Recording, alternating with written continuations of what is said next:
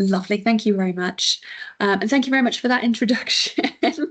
I am, if anybody was in the conference back in October, you may remember that this session was actually delivered by my colleague, Hannah White. If you were there in October, you may also remember that Hannah was quite heavily pregnant back in October. She has since given birth to a lovely little baby boy, and so she's on maternity leave at the moment. So I hope I can deliver this as well as she did for you today. So I'm going to start with a question. We're using Mentimeter. You can see the instructions at the top of the screen there. If you go to menti.com, either in another window on your device or on your phone, and you use that code there that's at the top of the screen, you'll be able to participate in this.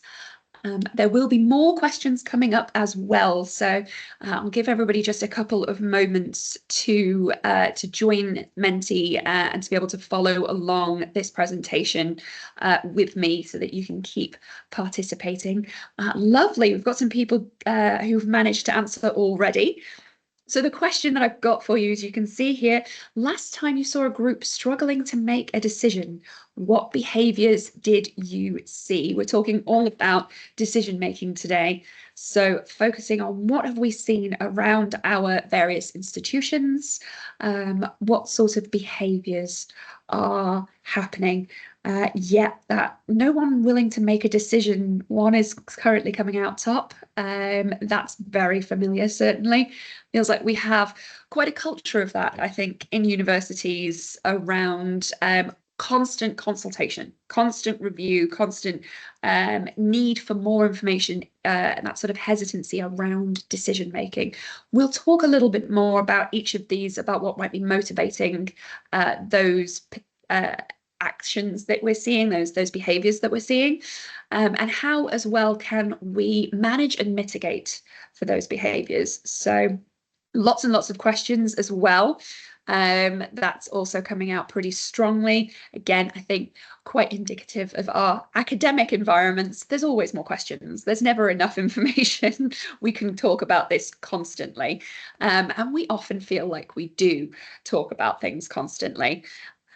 So yeah, quiet silence is our last one there, but still got quite a few people voting for it. That decision being made, but then seeming to need to be made again and again, because it just keeps coming back to the fore, to discussion. Even when we feel a decision has been made, we're not really progressing from that point. That's something that we're seeing as well. That procrastination around it. We've made a decision, but we're not actually acting on it. So we have decided, but no one's really willing to sort of take that first step to actually progress those actions. Yes, a lot of deferred for consultation, feedback and escalation coming out of this. Okay, I think that's broadly everybody who's had a chance to answer there. So let's move into the next slide. So got some motivational quotes here. My colleague Hannah, a big fan of motivational quotes, so they're always in all of her presentations. Lots of quotes around decision making specifically today. I'd like to draw your attention to the right-hand side of the screen, those demotivational quotes, as these give a bit of an idea of those behaviours we've just discussed, what potentially is sitting behind that, what potentially is that human factor in making a decision or hesitancy to make a decision. That first quote there really highlighting the fact that sometimes when we make a decision, it is opting to do one thing over and above doing anything else. So we are putting our time, we are putting our resources into this option. We are therefore not going to be able to do the other options because we do not have the time, the resources to do more than one thing or more than a few things. And that can lead to that fear of missing out. We're not sure what we're not getting by picking one thing over everything else. And there can be a hesitancy there because we're not clear on whether we're making that right decision, whether there is a right decision that we can be making. That second quote there is around what we see when we've got cultures around a fear of failure, a fear of sort of risk-averse cultures that we may have in our workplaces.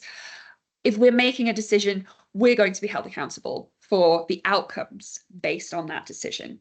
And is that fair?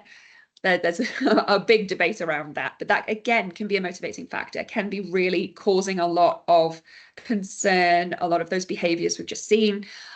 We're not wanting to really confirm the way forwards because we're in this stasis, because we're not able to determine what the best decision should be. So the bulk of this presentation today is based on a LinkedIn learning course by a former I think chief decision maker at Google, or chief decision scientist at Google, called Cassie Koryakov. I will stumble across her name throughout this presentation. It's called Decision Intelligence as a Skill. The last slide has a link to that course, and I highly recommend it if you'd like to get into more detail. It goes into a significant amount more detail than I'll be touching on today, particularly around systems thinking and data science. So if those are particular areas of interest, you may want to check out that course to get more detail on those. So what does Koryakov say? Well, she frames decision making as turning information into a better action. And she also proposes that this is a skill that anybody can learn as well, something that we can draw from a lot of methodologies to be able to create more robust decision making. And also, she talks a lot about the value of data science and the value of expertise. Now, we may or may not have access to a lot of data where we are. I know it's certainly an issue here at University of Manchester. You may or may not have access to experts where you are, but I think where possible, it's identifying opportunities to use experts and finding out how to use them in the best way to get the value of their time around your decision making. And there's, again, more on that in the full course. Some definitions here that we'll use through the rest of this presentation. So decisions, Koryakov specifically defines those as irrevocable allocations of resources. Now, the decisions we make may not always be irrevocable. They may be things that we can alter, can step back from as the situation changes, as information changes. But that is her definition within this course. And outcomes are specifically the results of after decisions are implemented. So the human temptation really is to judge the quality of our decisions on the quality of our outcomes, when in reality we know that there are a huge number of determining factors that sit around our decisions that may be outside of our control. I'm sure, and luck comes to play in that quite a lot as well.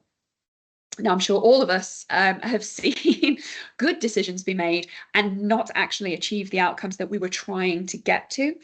And I'm sure that we've all also seen those good decisions be made, but never actually get to that quality outcome that we were trying to aim towards. So why might that be happening? And what more can we do to understand how to create more intelligence in our decision making? Well, firstly, I'll start with another example. So if you were asked to play a game of chance with a coin or a die, a six-sided dice, single die, you have a view here of probability. So if you're saying heads will win and tails will lose on a coin, and you're saying that if you throw a 6, that is the winning throw for a die, and every other number is a lose. Well, then we can immediately deduce that the probability of winning with a coin is 50%. It's 1 in 2. I have a 1 in 2 chance of winning when I flip a coin. And I have a 1 in 6 chance of winning when I throw a die. So the logical conclusion that I should get to here is that I want to choose the coin. I've got a higher chance of winning when I choose the coin. But in reality, we as human beings are really bad at making logically based decisions. There's a lot more on that in behavioral economics, and again, more on that in Koryakov's course. So we can get into the detail of that. I won't do it today because we could talk for hours on that. But a lot of it is to do with our observations, what we see, our environment. If I pick up a die and I throw a 6 immediately, I may think, hey, that's fantastic. I'm going to keep throwing that die because I've already had some success. And conversely, if I pick up a coin, I toss the coin and I get tails and lose, I may then think, well, I won't bother carrying on with this coin. I'll swap over to the die instead, as try my luck with that. So what we're really trying to highlight here is that making good decisions is actually a combination of skills. We don't always have that clear-cut probability. What other skills can we bring into our decisions to increase the intelligence around the decision that we're making, and to also start to counteract those human factors of experience, pushing us down one path that perhaps is not the best one for us. So what goes into a decision? Well, we've mentioned those human factors, our individual psychology, maybe social factors that could be around our decision, amounting to that decision intelligence. We also have decision factors, so things like systems thinking, complexity, access to data. Again, I know that can be a real issue in some areas where we have or don't have the data that we would like to have. We've also got those institutional factors, and particularly with higher education, our governance can be a real determining factor in how we make or don't make decisions. There could be power dynamics at play. There could be management cultures or styles that are impacting the decision making, and sort of operational ways of working and decisions that, or sort of intelligence that could be impacting our decision making as well. So let's turn to each of those in a bit more detail. So starting off with another silly question. So if we're thinking about that decision, what could be at play here? You could use this decision if you you could use this question if you have a really complex decision to make. If you had the ability to use a psychic to tell you what the right outcome is, what do you think people would be willing to pay to be able to get that answer? So I can see people already starting to reflect on that question. So we have so many things that we need to bear in mind when we're trying to make a quality decision: the feasibility of the decision, the desirability of the outcomes, the benefits or risks that we may need to balance, the time, the resources that we have. Wouldn't it be great if we could just ask a psychic, what's the decision here that we should be making?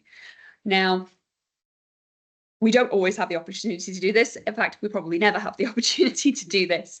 But it can be a question, a thought experiment, if you will, for the fellow philosophy graduates out there. How important is this decision to your organization?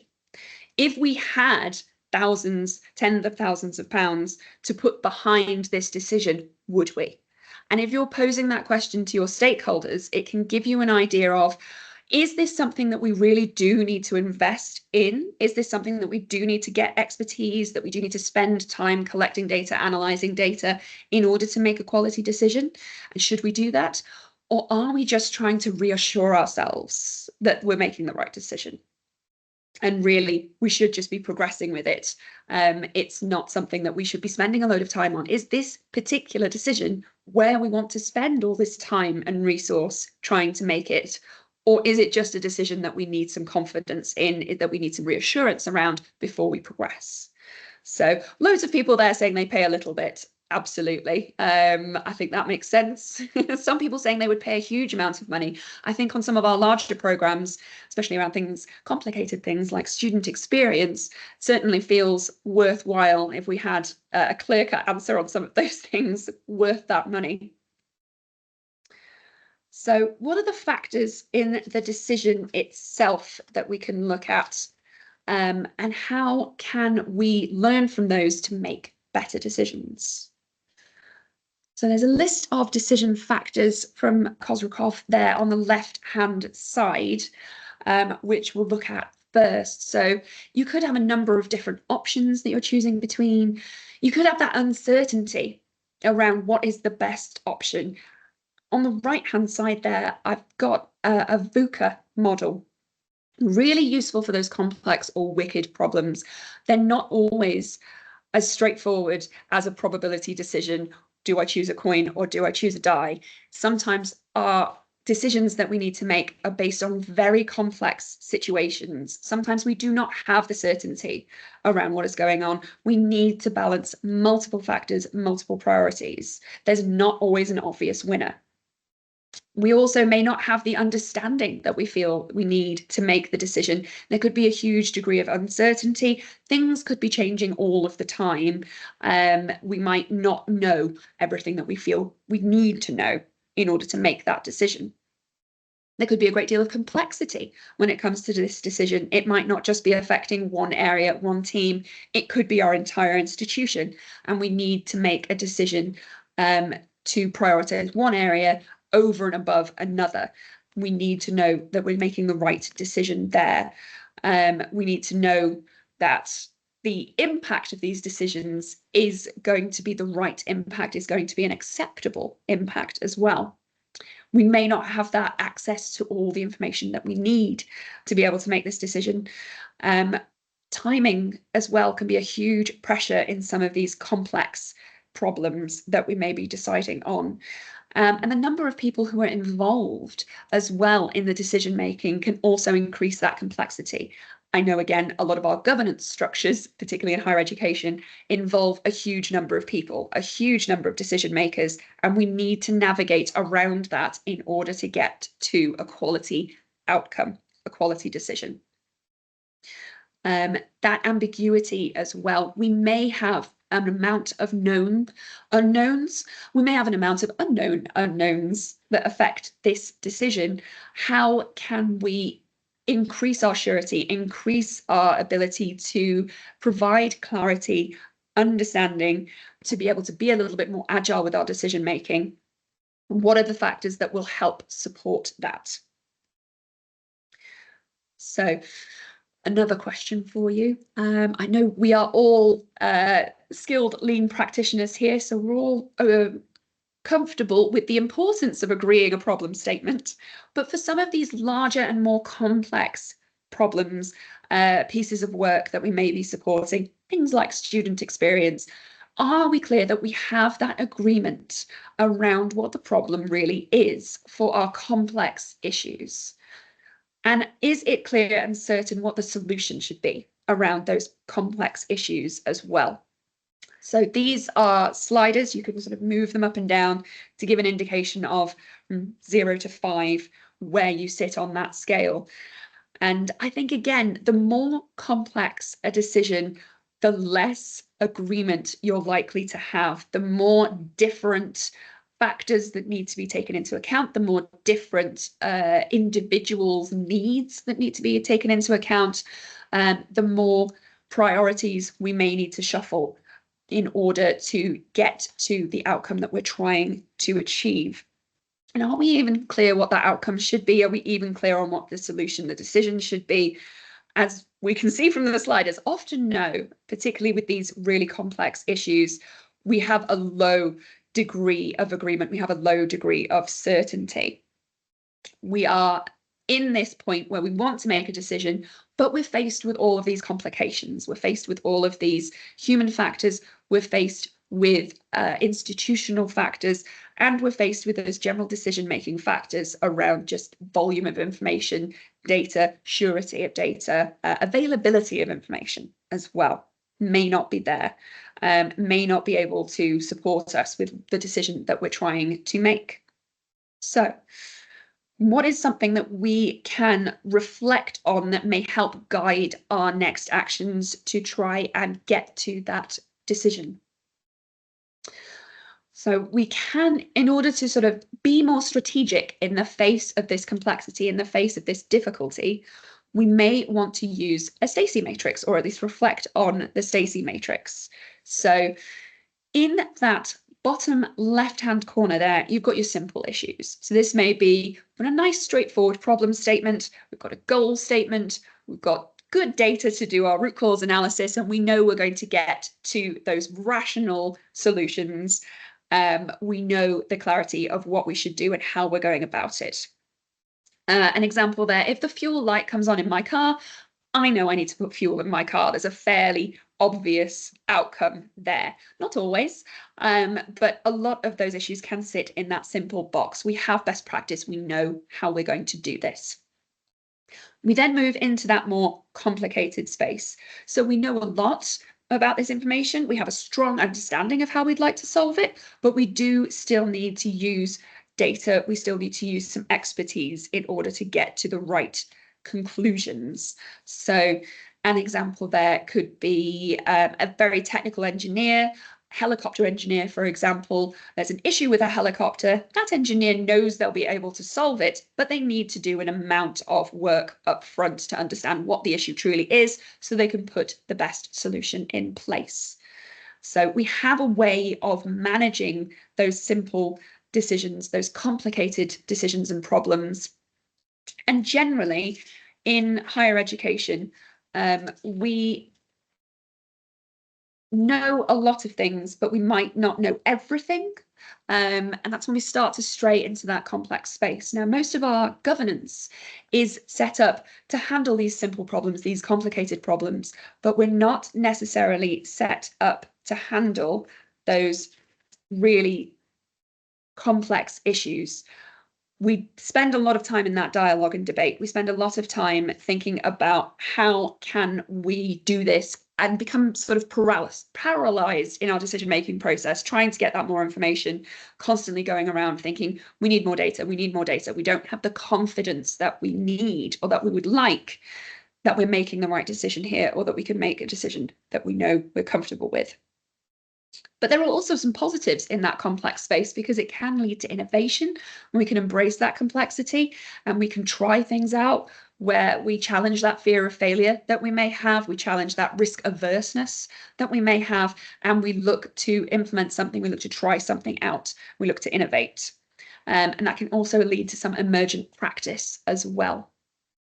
Now, going right up into that top right corner, when things become chaotic, something hasn't been managed well, or perhaps it wasn't able to be managed well, it could be a crisis incident. So obviously there, what we want to do, we need to focus on stability. We want to bring ourselves away from chaos, back into the complex, and ideally, maybe even into the complicated. So we have clarity and surety on how we are managing the situation, how we can progress from now on. So a little bit on decisions in that matrix. So normal times, not chaotic times, not not sort of crisis incidents, but in normal occasions, that problem-solving scenario probably sits in our simple, potentially complicated space. If we've got an issue in a system, the project's looking to solve it. As I've said, we know what we'll do. We have a structured approach to addressing that issue. We can do a good job of our root cause analysis. It may be difficult to know the problem. We may need that technical expertise, but we know how to get it. We know how to get things in the room. We've got that good practice to follow to help guide us through that decision making, through that problem. In terms of strategy prioritization, we're looking more in that complex space.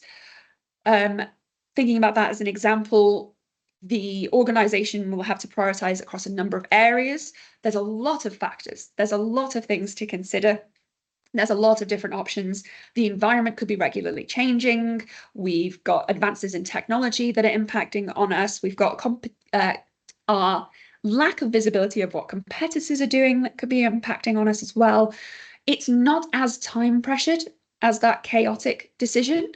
But it is very complex. We need to be able to be agile. We need to be able to provide clarity of vision. Where are we going? Where are we trying to get to?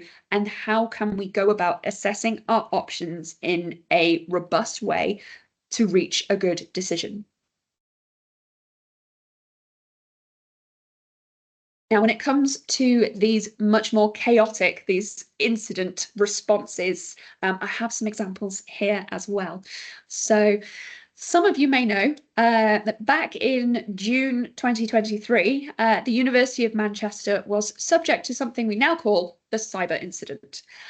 So there was a cyber attack on the university, which the perpetrators of that attack advised that they had gotten access to an amount of university data. So, as you can imagine, absolute panic. This is a known incident. I'm not giving anything too much away. If you Google it, you'll find out about it. You can also find out about, in significantly more detail, what we did to address this incident. But what I can say is one of the reasons that I'm sharing this, we've had a huge amount of positive feedback from the industry, from the IT industry, and from the higher education industry, from sort of cyber as a thing, with regards to how well we managed this incident. And it was through being able to use some of these techniques to inform our decision making and to create some clarity around our decision making. So I'll talk through a bit more of that now. The first phase, whenever you have a massive cyber attack like this, there's an immediate response. There's an incident response. We need to do something now. We need to do something yesterday. It is very, very, very critical. It's absolute crisis scenario. It is absolute chaos. Once we've dealt with that first incident response, we know there's a second phase around restoration. But first, we need to deal with this extremely changeable situation. So we don't know the status of the impacted areas initially, or with that is still emerging. We're still getting information all the time about what has been affected by this cyber incident and what potentially hasn't. The full impact and consequences of this initially, particularly on that first day, completely unknown. We need to get a lot more confidence around what has happened, and how do we do that was a huge barrier that we needed to overcome in this work. We needed to have a clear objective, and thankfully we were all galvanized around a clear objective, and that was the safety and security of both the organization and our individuals. So we needed to ensure that safety was, and security, our general cybersecurity, was paramount. This meant that we had a number of options to assess. We could either completely take down our systems infrastructure, we needed to review all of our systems security, and we needed to put some really quick fixes in place for the critical services that we needed to run the university based on. We had a very limited amount of resource. I'm sure everybody faces a limited amount of IT resource at one time or another. So we were having to pull people off other work in order to address this incident. And that, of course, has knock-on effects across the rest of the institution when people are effectively told, down tools, this is on fire, we need to do this now. So it had to be a very, very command and control response in order to navigate the complexity of this situation and the chaos of this situation. We had to have a limited number of decision makers, and we had to have clear priorities and focus around stabilization of our systems before we could do anything else. Once we were able to get to a point where things were stable, where we had the confidence that we had control of the situation, we're bringing it back into that complex space in our Stacy matrix, we can now move into that second phase of restoration. And that is all about we've contained that initial threat. We're going to have crisis management to ensure that we're minimizing the risk of it happening again. But we've also taken down a lot of our systems. We've taken offline a lot of our infrastructure. So how do we now know? How do we now assess what goes back online first? What should go back online at all? And what should we just not put online potentially ever again, or certainly until we've done a lot more work to increase security? So that volatility and uncertainty was very, very high in this situation. And our objective is to prioritize that work to minimize disruption of our day-to-day operation of a university. It's June. A lot of our students were starting to filter out or had already gone, so we benefited from that a little bit.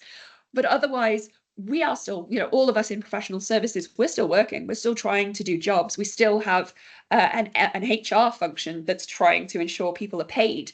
We still have a finance function that's trying to ensure that we're paying other people. We need to have various systems online in order to complete these business critical activities. So we needed to have a more diverse group of decision makers at this point, but they all had differing objectives and differing opinions. We still had that really limited IT resource. We've still pulled people off of other projects to focus on this. So we need to be able to get to a point where we can be agile, where we can really make effective decisions. But we've got a huge amount going on still. You've got a huge amount impacting human factors. The sort of stress of this situation is enormous. We've got a huge amount around institutional factors, because we want to be able to run our institution. We want to be able to provide the services that we need to provide to keep us going. We need to manage a lot of different objectives and a really potentially changing environment as more information continues to become apparent about what has happened, what is happening. So before I tell you exactly what we did with this complex problem to kind of create some of that visibility, that vision, that surety, if you had a problem that complex, you had something that is that detailed, that potentially that chaotic, or certainly on the edge of chaos, how would you approach that? What things would you try? What techniques, tools, expertise would you draw on to approach that situation? This is a word cloud response. I think you've got an option to put in a few words to answer this question. So I'll give everybody a moment to do that.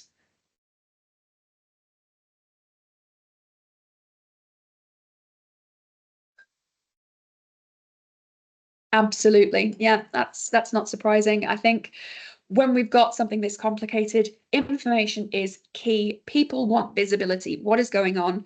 What has been impacted? What can we do? Data again, I can see full panic. Yes, absolutely. I would be lying if I said that that was not the very much the environment that we were working in. So it was a very new situation for us. This had not happened before. It was not something that we had experience of. It was something that we had to absolutely think on the fly of what do we do? And it was very much all hands on deck in terms of our approach. I'm using a lot of British idioms there. We had new people with new and different thoughts. How do we manage all of these opinions? And when we're in a point where we're sort of trying to just galvanize people around a single way, how can we bring people together? How can we focus them around what needs to be done, and give them options to assess that really clarify what it means to pick one option over another. So yes, break it down, absolutely. I'll go into a little bit more detail on that. I see a lot of people saying break it down, divide the problem. Absolutely. What can we do now? Defining the resolutions. Yeah, absolutely. And lots of references as well to sort of subject matter experts, to expertise, to just generally who can we speak to here, who can we talk to get more information around this, who has that authority, who has that expertise in things like cyber incidents around what we should or shouldn't be doing at this point. Very, very difficult for us to sort of get all of that information and get it quickly as well. Just give another 30 seconds or so for everybody still bringing more thoughts into this word cloud. I see a lot around discussion. Yes, absolutely. And that desire for discussion, we needed to balance with also that huge time pressure of getting things back online and being able to get to a point where we could continue to operate as a university in the way we were before. So looking at that Stacey matrix again, that immediate scenario sat very much in that chaotic space, our immediate incident response.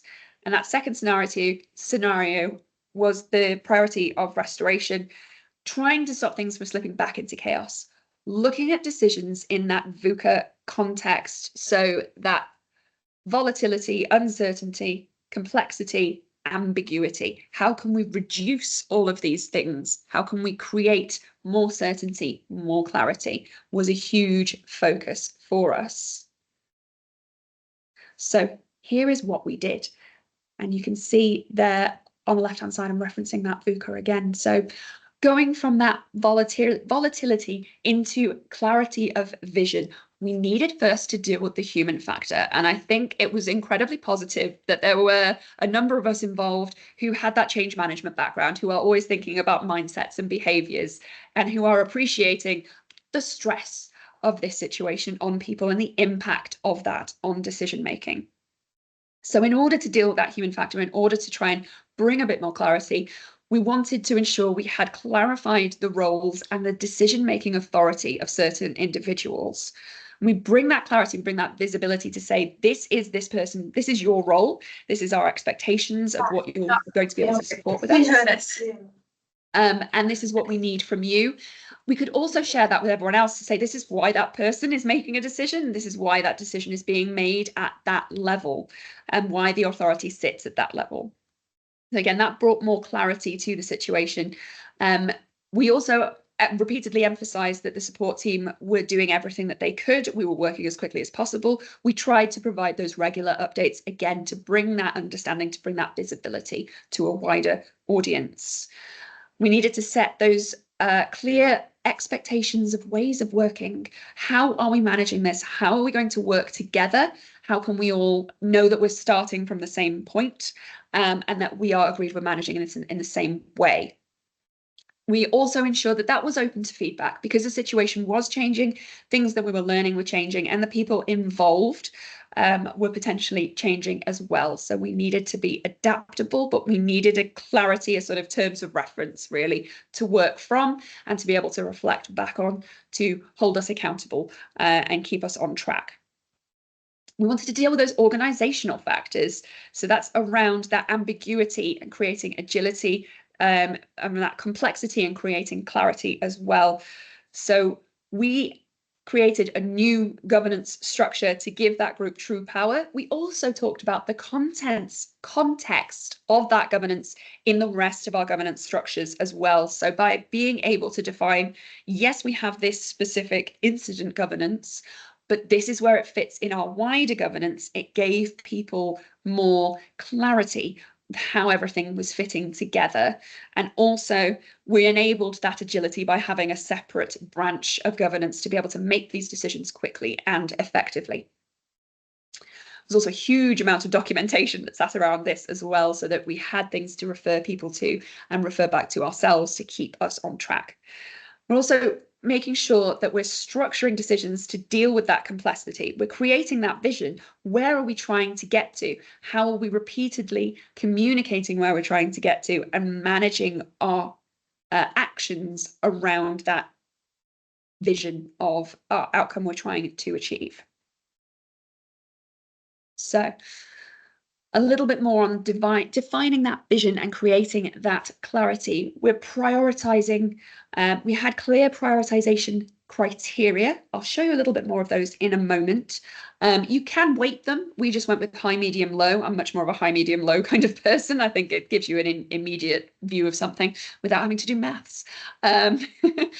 So we also, again, had that clear governance and that escalation route and delegation criteria as well. So if people needed to make decisions and weren't there, we needed that delegation to be able to progress in an agile way, quickly and with speed. So in order to balance those priorities, we were considering three key things. Is the proposal desirable that is being tabled? Is this option we're making a decision on, does it meet those minimum requirements? Will it get us back to our essential operations? Is the risk around it acceptable? And is the customer service sort of acceptable as well? Is it compliant with what it needs to comply with, especially any sort of regulatory things we need to be aligning with? Is it achieving all of those goals? Can we assess it against those factors? Is this proposal feasible? So can it be delivered with the limited time, capacity, budget, resources that we have got? Does it sit within our risk appetite? Can the business itself, professional services as a whole, operate with this way of working? Are there other alternative options? And if so, are those less feasible? Is that something that we can weigh things against each other clearly to provide that view of what is the best option for us to be choosing in this circumstance? Is the option, the proposal we're looking at, viable? Does it provide a basis for further improvements? Bear in mind, most things were down at one point. So how do we determine who goes back up first? Does this provide a sensible way forward for us? Are we prioritizing things in the correct order? Are we looking at how our business operations have been impacted and being able to get to a point where we can progress, working with the business continuity group? Have we got staff and students represented as well? They may not all be here at the moment, but there are still some. How are we ensuring that their needs are represented in this by involving them as users in decision making? We had a very strong presence from cybersecurity incident group, with outside expertise helping us there as well, as our internal IT services and our information governance office as well, IGO is acronymed there. So in order to bring all of those people together, we knew we needed to be able to prioritize based on clear criteria. Once we were able to define those clear criteria, it was then about scoring our options against them. So here's a high-level look, which has been anonymized, of those options and how we were looking to assess things. So we're mapping out that full scenario, looking at systems thinking in a bit more detail there, including in every single communications pack, that running list of where things were up to, bringing that visibility, bringing that clarity. This is current state as of this date that we're sharing with you, so that we can keep people up to speed, so that we can continue to have that, try and bring visibility to something that is potentially previously unknown, or there's got a huge amount of complexity to it. Having that RAG status for delivery against the initiatives that we had in scope. We also wanted to include potential work that could come in scope, so we could see how one decision we were making might impact decisions that were coming up.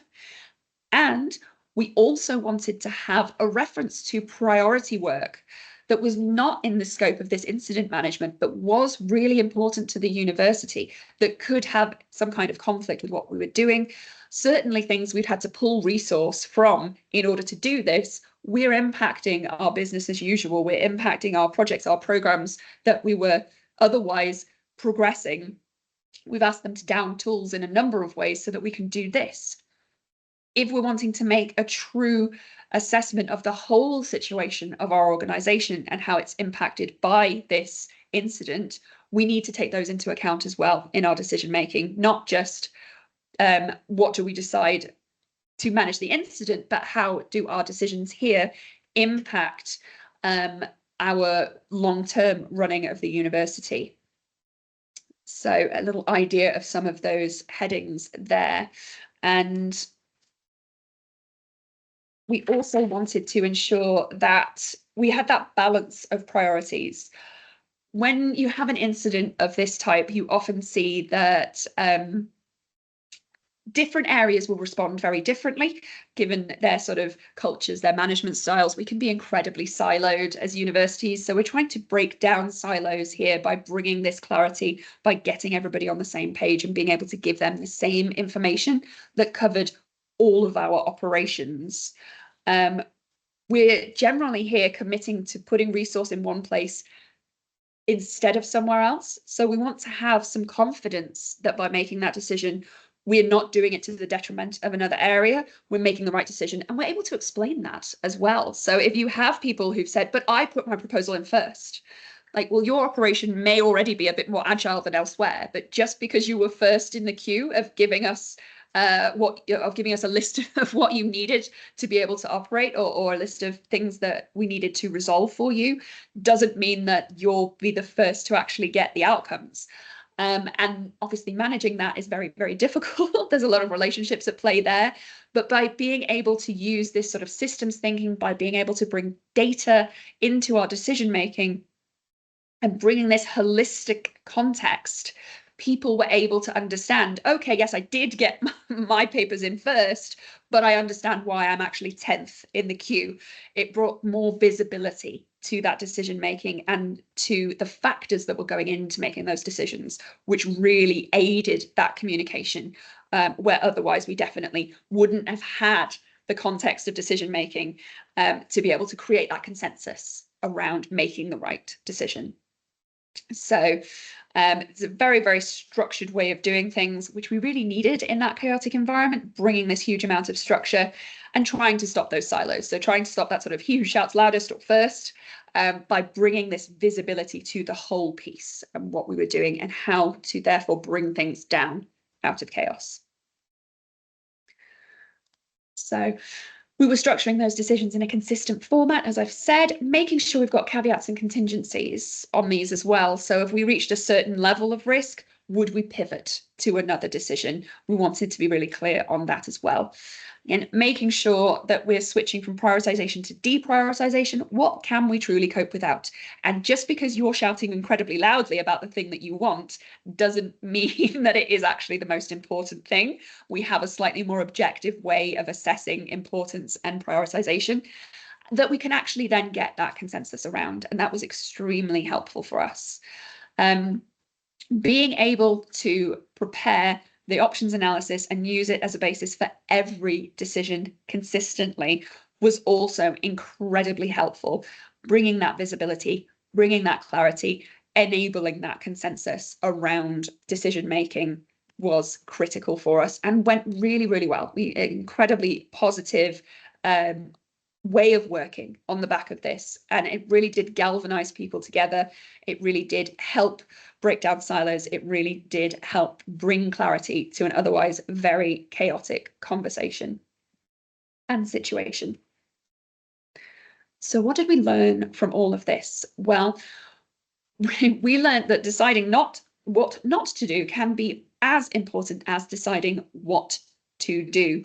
Which order do we do things in can be just as critical as deciding what not to do in this type of chaotic incident response situation.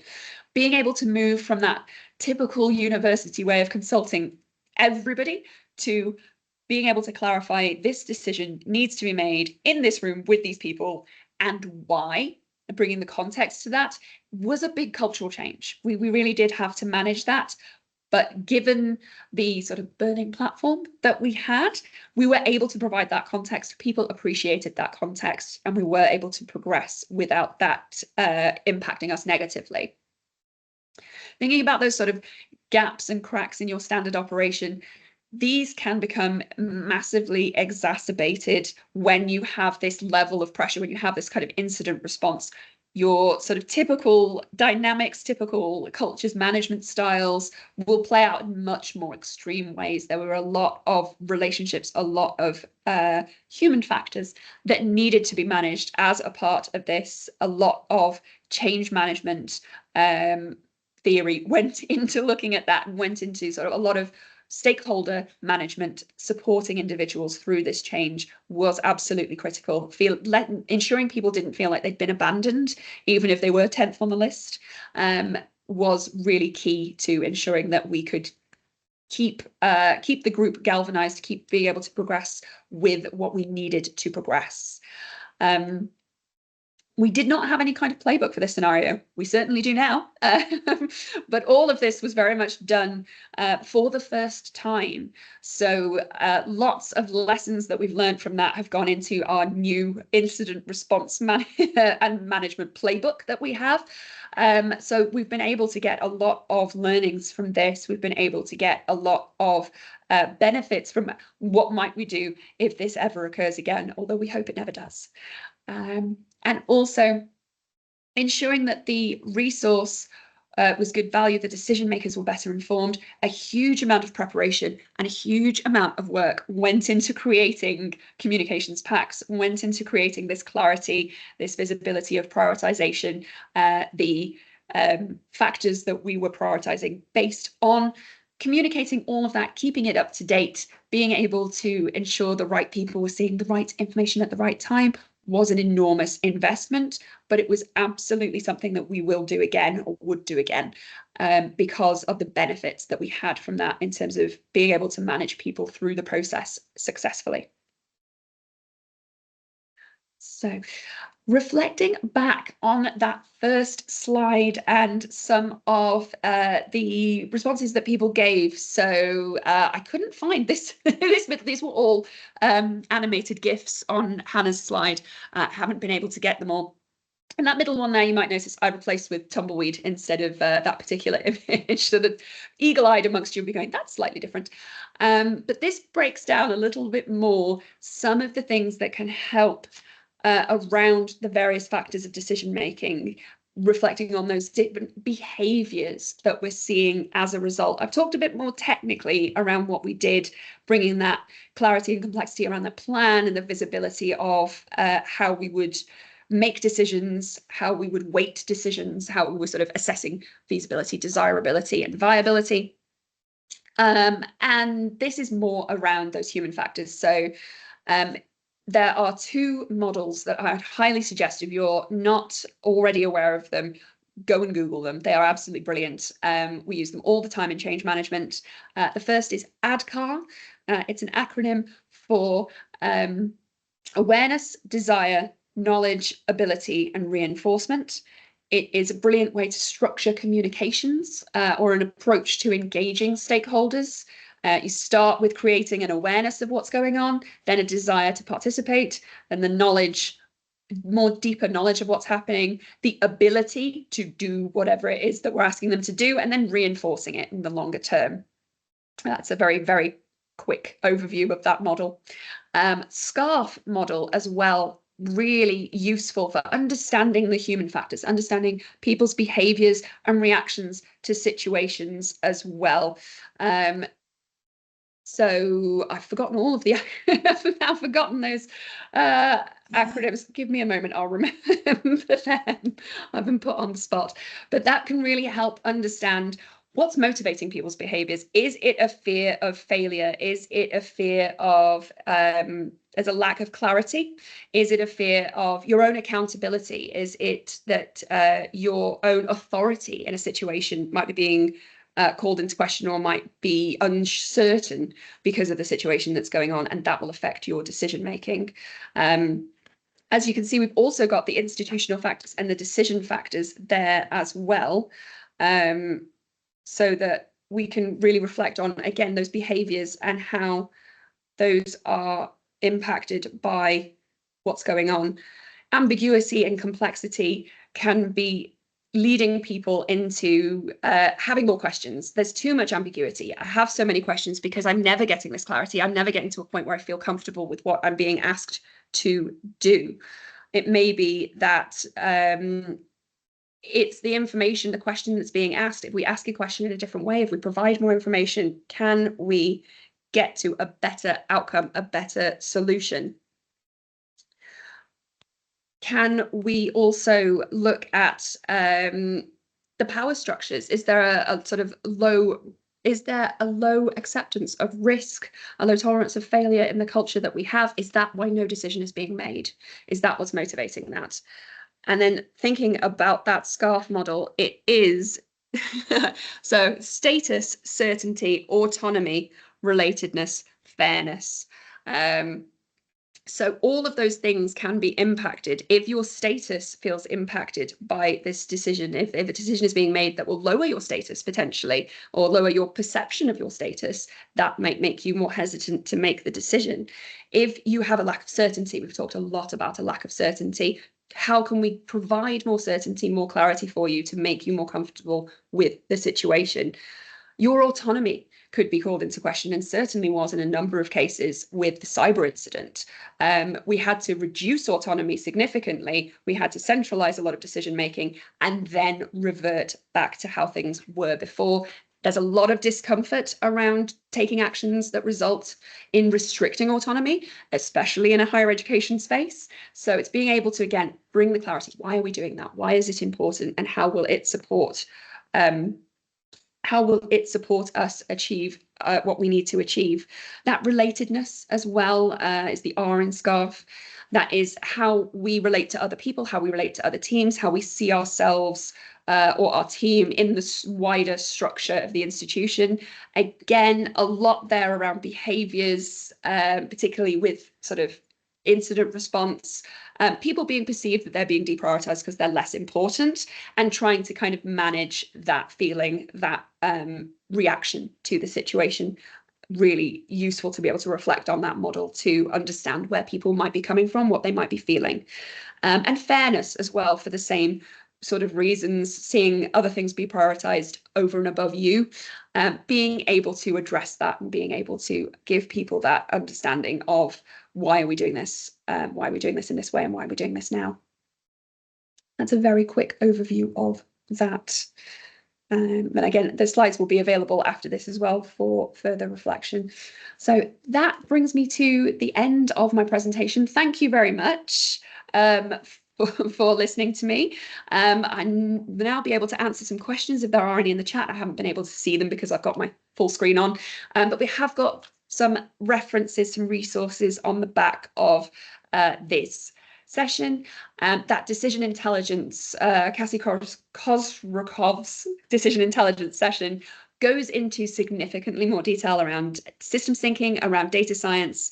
I highly recommend you have a look at that.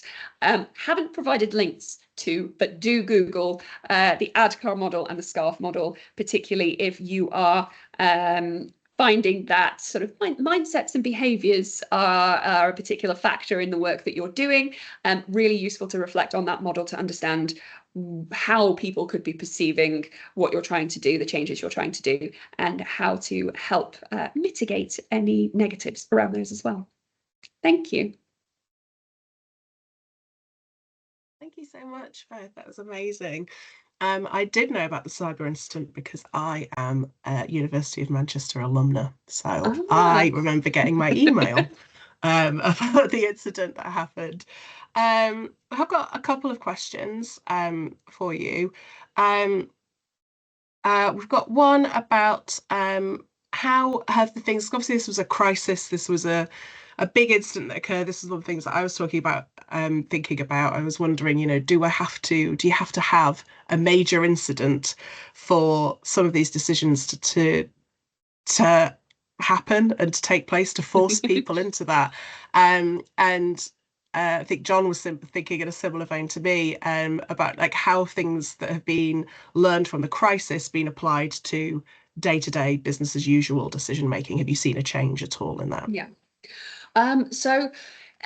These sorts of incidents absolutely help galvanize people around a singular point and help sort of bring people together where otherwise we might not have that consensus. I think everybody knew something had to be done. Everybody appreciated the urgency, but we all still came to that problem with different opinions, different ideas, different visions of what actually could be done, should be done, and how it should be done as well. We have definitely learnt a huge amount from that incident response in how to manage these more chaotic situations. I think we can apply them to complexity as well. And a lot of it is around how can we clarify roles? How can we clarify decision-making, accountability and responsibility where it may not be clear? Is something we can learn from, I think, on all of our projects and within all of our governance. Making sure people understand what their role is in decision making particularly will help ensure that people know the buck might stop with them, that they might have accountability for a particular decision and that things won't progress until they make that decision. Sometimes I think it's tempting, particularly in an HE environment, to assume someone else is going to do it. So being able to bring that clarity is something I think we've then replicated, as well as if we need something as complicated as that whole sort of prioritization matrix and all of the sort of weighting of that, it's something that you can do a much more cut down version of, to make those complex decisions easier. Yeah. I think this is what I really like about the Lean HE events, is knowing that everybody's experiencing the same problems. So it's not just your institution that has a problem with decision making. At the beginning of your presentation, I was like, oh, okay, we're not special. That's great. Yeah, everyone's seeing some of this as well. But a question just come in. I'm conscious of time, so I'll just take another question. Yes, apologies. I've gone over a bit. But Susan has just put in, said that they're working with a group that has a real problem with making a decision on system implementation because there is a fear of making the wrong decision and they're procrastinating. What sort of advice would you have about tackling that kind of behaviour as well? I think I see that a lot. Just go round and round and round. Absolutely. I think it's partly reflecting on those human factors, which I have to say, my background in change management, it's what could be motivating that discomfort. Is it a cultural thing around risk and failure? Is it something else? It's something that is more around the individuals and how they are perceiving this change or perceiving the impacts of this change on them following its implementation. Those are things to consider, and that will absolutely lead you down a certain path. I think that options assessment is always worth doing. If you have a number of different options, can you get some criteria? Can you assess them against some objective criteria and try and take some of the subjectivity that may be stalling decision making into that process? Awesome, thank you. I'm conscious of the time, so I think we're going to have a break now. Sven-Ari, I'll hand over to you as our break master. I like that. I will try to incorporate that into my official title at the university, break master. But there will be a short break. I will put on a timer so it's easy to see when we come back for our next session, which is titled Microscope, Telescope, Periscope, Kaleidoscope. Kind of a look on how do we actually use the concept of Gemba in our organization, and what do we actually see and perceive when we do that. So I'll put on the timer, have a valuable break, and I'll see you in a few minutes.